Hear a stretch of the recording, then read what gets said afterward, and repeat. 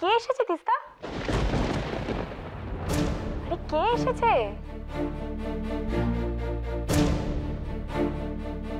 তুমি এখানে কি করে?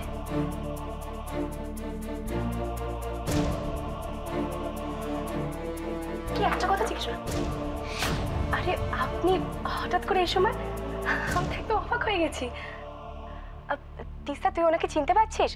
উনি গেস্ট হয়ে আমাদের উদয়পুরে হোটেলে এসেছিলেন। উনি সার্থকী চৌধুরীর ওয়াইফ। হট করে না ওনার সাথে দেখা হয়ে গেল, তাই জন্য অ্যাড্রেসটা দিয়ে এখানে আসতে বললাম। আসলে উনি কুটুকে তো খুব ভালোবাসে।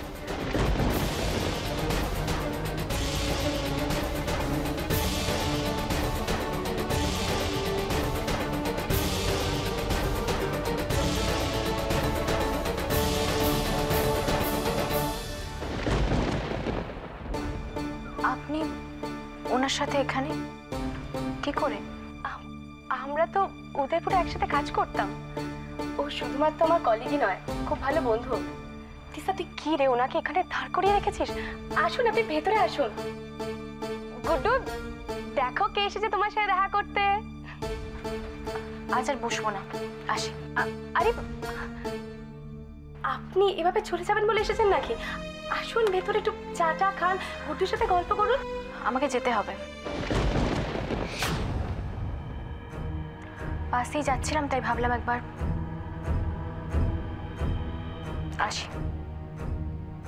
এভাবে চলে গেলে আমাদের কিন্তু খুব খারাপ লাগবে, প্লিজ।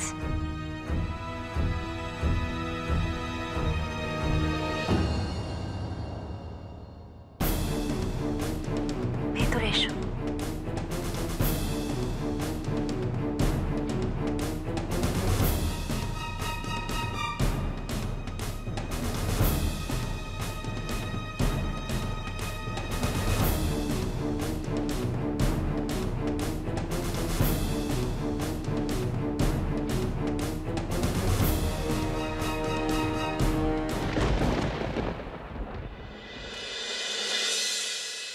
তোর বউরানিকে সবসময় সাপোর্ট করিস না অলি।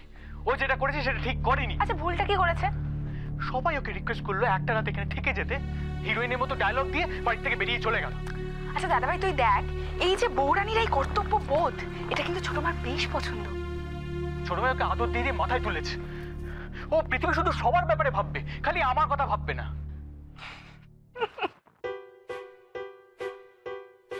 এই হাসিস কেন? এটা হাসির কি হলো? হ্যাঁ, হাসির কি হয়েছে? এটা ফার্স্ট টাইম নয়, ও আগেও এটা করেছে। ও সবার ব্যাপারে কনসার্ন, খালি আমার ব্যাপারে কনসার্ন। আচ্ছা আচ্ছা দাদাভাই, তুই আমার কথাটা একটু শোন। দেখ, তুই